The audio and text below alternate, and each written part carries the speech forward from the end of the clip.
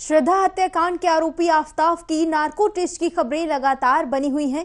कहा जा रहा है कि इसके बाद पुलिस की जांच को नया मोड़ मिल सकता है और इसलिए आज हम आपको बताएंगे कि नार्को टेस्ट आखिर होता क्या है।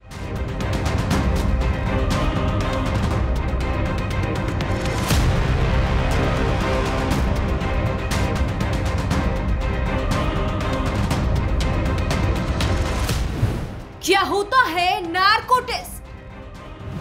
आखिर नार्को टेस्ट से कैसे सच उगल देती है अपराधी? नार्को से कैसे सुलझेगी श्रद्धा मर्डर मिस्ट्री? आखिर सभी मुजरिमों पर क्यों नहीं किया जाता नार्को टेस्ट? श्रद्धा वालकर हत्याकांड में दिल्ली पुलिस ने अपनी जांच की रफ्तार तेज कर दी है, लेकिन बावजूद इसके अभी तक मामले में कोई पुख्ता सबूत नहीं मिल सका, जिसकी वजह से आरोपी आफताब के नार्को टेस्ट की मांग उठी। क्योंकि पुलिस का कहना है कि आफताब बार बार अपने बयान से पलट रहा है, जिसकी वजह से कोई खास सबूत हाथ नहीं लगा। वहीं अभी तक श्रद्धा का सर भी बरामद नहीं हो पाया है और आरोपी के नार्को टेस्ट के जरिए पुलिस मामले में कई बड़े राज बाहर निकलवा सकती है। और अब आपको बताते हैं कि नार्को टेस्ट होता क्या है। नार्को टेस्ट यानी एक ऐसी प्रक्रिया जिसमें एक खास ड्रग के जरिए किसी व्यक्ति को बेहोश करना। इस ड्रग के जरिए व्यक्ति आधा बेहोश हो जाता है। नार्को एनालिसिस टेस्ट में सोडियम पेंटोथल का इंजेक्शन शामिल होता है, जिसे टूथ सीरम भी कहा जाता है। इस दवा का असर किसी व्यक्ति की आत्मचेतना को कम करता है, जिससे उन्हें बिना किसी प्रतिबंध के बोलने की अनुमति मिलती है।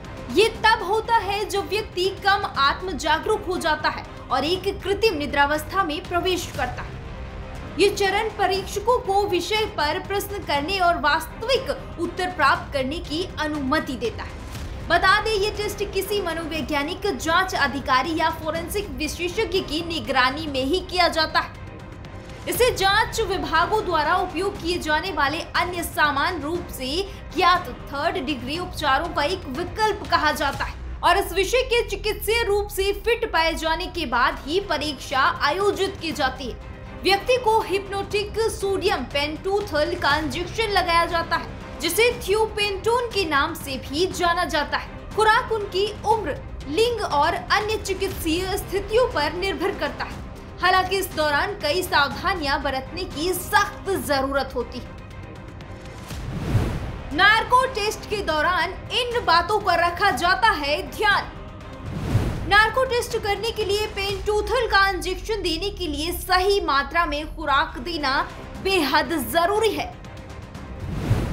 गलत तरीके से या खुराक की ज्यादा मात्रा से व्यक्ति की जान भी जा सकती है।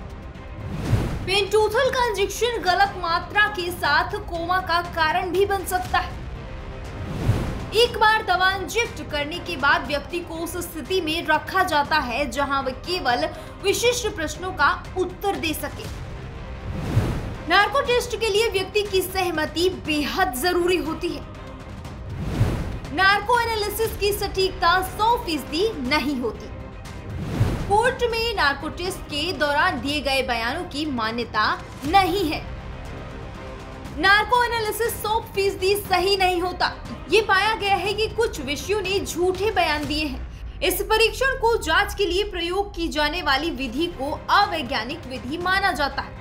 आपको बता दें, अभी तक कई हाई प्रोफाइल मामलों में नार्को टेस्ट किया जा चुका है। वहीं भारत में पहली बार 2002 में गोधरा कांड मामले में नार्को एनालिसिस का इस्तेमाल किया गया था। न्यूज वॉच इंडिया के लिए नेहा विश्वकर्मा की रिपोर्ट। नार्को टेस्ट एक लंबा प्रोसेस है जिसमें कई तरह की सावधानियां बरती जानी जरूरी है, लेकिन इसमें खास बात यह है कि इसके दौरान दिए गए बयान कोर्ट में मान्य नहीं है। यानी पुलिस को आफताब से पूछताछ के बाद उसके बयानों के आधार पर सबूत जुटाने होंगे, जिन्हें कोर्ट में पेश किया जा सके।